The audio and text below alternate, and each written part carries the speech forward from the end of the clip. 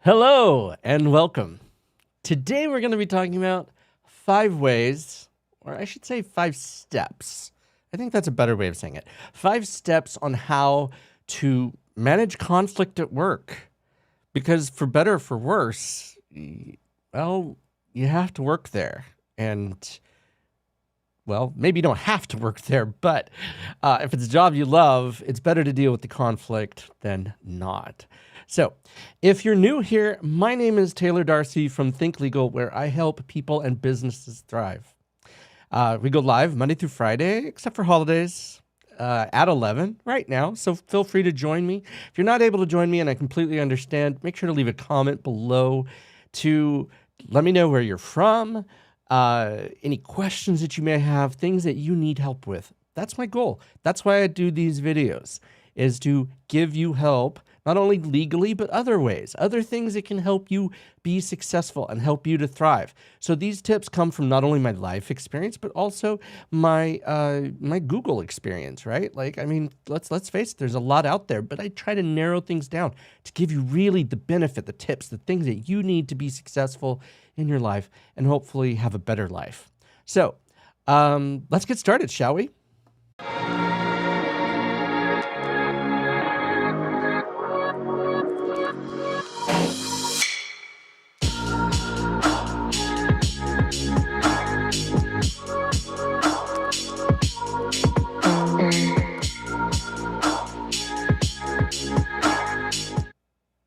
All right, so the very first step, and I know that some of these are not easy, because if you've dealt with conflict at all, and I have very directly with my career as an attorney, but also before I was an attorney, I had people that I worked with that I did not care for, and frankly, they did not care for me.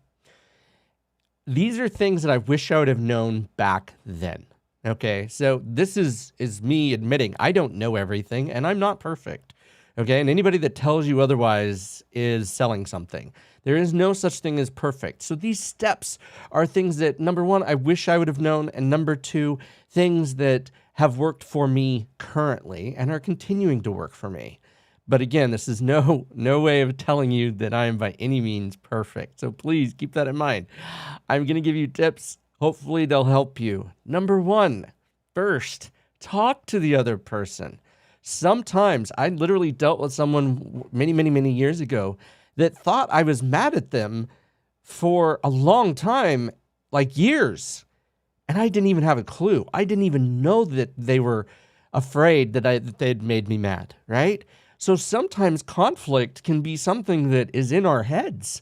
Like, we think that there's a conflict there, and there may not actually be a conflict. So it's important that you talk to the person. Give them the opportunity to discuss the thing that frustrated you, upset you, that caused this angst between you two. It's very important, though, that you do not do it when it's the least best time. Translation, when it's the worst possible time. If someone's on a tight deadline, if there's something else going on in that person's life where they can't focus, and I mean work, if they can't focus on discussing the things that you're trying to figure out, you're going to have terrible conversations. The conversations aren't going to go well. You're just going to get frustrated. It's going to end badly for you. And you're going to be like, well, why did I do that? So it's very important that when you decide to talk to someone, schedule a time with them. Let them know that you want to talk with them about this problem that you've been facing. Schedule that time when it's convenient, when they don't have an impending deadline, when they don't have crazy stuff happening. Make sure that they're, and privately, never talk with someone about something that's of a conflict in nature, where feelings can become raw in public. There is no need for that. It only creates more problems, not less. So make sure it's private, okay? Private and when it's convenient. Those are the two things. So talk to them about that. The next thing is, when you're discussing what the problem is, okay, make sure you're focusing on behavior and events not their personality. Okay? Rather than saying, when you do this, say, when this happens. Because then you're attacking the problem, right? You're not attacking the person. When you are discussing problems and you attack the person, the instant thing is to get on the defensive, okay? And so the problem is when you get on the defensive, it severely hinders the ability to make progress, okay? Right? Because when you're defensive, you're closed off. Your mind, your body, your everything becomes closed off to progress, to helping others, okay? So first of all, focus on the behavior and the events, not the personalities, okay? Don't focus on the personalities. Be as specific as possible when you're dealing with problems, okay? Don't talk in generalizations. If it means that that means that you're going to have to write down, because I don't have a perfect memory. I forget things too, okay? Describe that specific instance. So you may, like I said, have to remember it by writing it down, okay? I'm not talking to come up with a grievance journal like in shows you've seen, funny shows, where they have a laundry list of every problem that anybody's ever done to them, right? Like, I'm not talking about that. I'm talking about writing down specific instances of things that have caused conflict between you. Keep it to a minimum. Keep it to the very most important things. Okay. The next step, and this is probably the hardest. I'm going to be honest with you. Very much the hardest thing. If you need to listen carefully, we are so programmed to listen to respond rather than listen to understand. That's what we're programmed to do. We're programmed to respond to things. So what ends up happening is when we're responding, when we're thinking about how we're going to respond, we're not actually taking in the information that they're giving us. We're already deciding what we're going to say.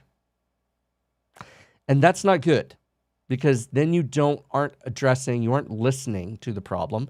You're just listening to respond, right? Like, you're not actually trying to solve the problem, right? Okay. This one's hard for me too. I'll be honest. Avoiding to interrupt the other person. Okay? Be patient. If you can't if you need to, while the other person's talking, and you need to because you're afraid you're going to forget, because that's usually what my problem is, write it down. Write down the thing that you need to say, or just like a one-word thing that will remind you of what it is, so that you can be available, so that you can remember it. I have that really bad habit of interrupting people, but it's because I'm afraid I'm going to forget, because I will forget, not because I am trying to interrupt them. Okay, so it's something I worked on. Like I said, this is a struggle for me. This is not something I am by any means perfect at. Okay, after the other person. Well, what did I just do? Oh well, whatever. After the other person finishes speaking, use your words to rephrase what the other person said. So things like, when you say this is what I hear. Okay? And then you ask clarifying questions. A lot of times the other person will say, well, this is what I meant. Oh, okay. So what you said was this, but what you meant was this. And it helps progress the conversation in a way that helps reduce the conflict. Because a lot of people will say or do something and they honestly don't have a clue that they hurt you or that there was conflict. I'm not saying that that's true all the time. A lot of times people will do things just to get the reaction, which is terrible. I understand that. But for the most part, most decent human beings won't trying to offend you. Most. I get it? So this applies to most people, not every person. So when you are asking, or when you're saying, when I hear this, or when you say this, I hear this, you're helping to clarify. You're helping to narrow down the issues and really find out what is the issue, right? Rather than you jumping to respond with, because usually, like I was saying earlier, when you're looking to respond, if you are honest with yourself about it, you're looking to justify your feelings. For better or for worse, you might be wrong. And it's important that you're able to admit that you could be wrong. Like, we're all human. We all make mistakes. We all hear things inappropriately. And here's the other part. What we hear can be shaded by our past, because someone may say something very similar to what someone in our past said, and we're hearing the wrong thing because the other person meant it this way, and the person that you're dealing with now meant it a completely different way. So that's why it's very important that you work on clarifying you're listening carefully and you're clarifying what the other person is saying and avoiding those conflicts. All right. Next. Okay. Number 4. You're going to identify points of agreement and disagreement. Nobody is going to be 100% against you, and nobody is going to be 100% for you. We're humans. Let's remember that when we're dealing with conflict, right? There might be things that you just can't solve, okay? Maybe. I'm hoping not. So then you're going to want to summarize the areas, right? Okay, these are good, these are bad. You're putting it in categories, right? Like, you're working together to solve that. Then you're going to ask the other person, if you agree with this assessment. So that you're coming together, you're bringing your conflict and you're putting it on the table and you're helping to eliminate it, right? Is it going to be perfect? No. It's probably going to be messy. But it's better to resolve the conflict and have a happy work environment than it is to continue going on frustrated and miserable because your person that you're having conflict with either doesn't know or you're not willing to step up to make it happen. And I know, I just want to caveat this. Dealing with conflict is scary. We have a natural tendency to want to fear that. We have a natural tendency for our fight or flight to kick in, and that causes problems. But if you're working 40 hours a week, it's a third of your life, okay? Almost a third, because you don't work on Saturdays and Sundays, or maybe you do. But the point is you're working probably around a third of your life. You're sleeping a third of your life, you're working a third of your life, and you get a third of your life to whatever. So if a third of your life is important enough to deal with these conflicts, okay? So remember that this is about improving it. And sometimes it has to get painful before it gets better. You're going to have to feel a little raw. You're going to have to feel a little bit of angst to go with that, to fix the conflict that goes with this. Okay? So, asking the other person if they agree with your assessment, then modify your assessment until everybody is on the same page. Again, you're working through these conflict steps. You're working through it. You're helping to bring it to the surface and identify the problem and then work through these. Okay, so the next step, rightfully so, is to develop a plan to work on each source of conflict. Maybe it's not a lot. I don't know. I'm not saying it is. I'm not saying it has to be. Okay? Start with the most important areas of conflict that you need resolved. I had a boss many years ago that we didn't get along great. We struggled. I'll be honest. There was just something about our personalities that didn't get along. We were just, And so finally, eventually, we had a discussion. We worked things out because we sat down and we addressed the problem. And while we never became BFFs, she was a good friend until I left the job. But we never had that conflict again. We worked through that. It was a much happier environment for both of us when we weren't dealing with that conflict. We weren't frustrated with each other. Okay? So when you're developing this plan, start with the most important conflict. Focus on the future. You can't fix the past. All you can fix is the present, that it melds into the future. Okay? So focus on that. Focus on the behaviors and things that you will handle better next time. It's hard. I'm not saying it's easy, and then address it appropriately. One thing you're going to want to do for the same reason as I listed earlier, you're going to want to set up a future meeting, same scenario, where you're able to continue the discussion and evaluate progress. Progress takes time. People do not change in a moment. Don't expect them to. You're not going to change in a moment. They're not going to change in a moment.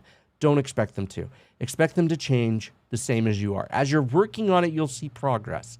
But it takes time. Be patient with yourself. You're going to make mistakes.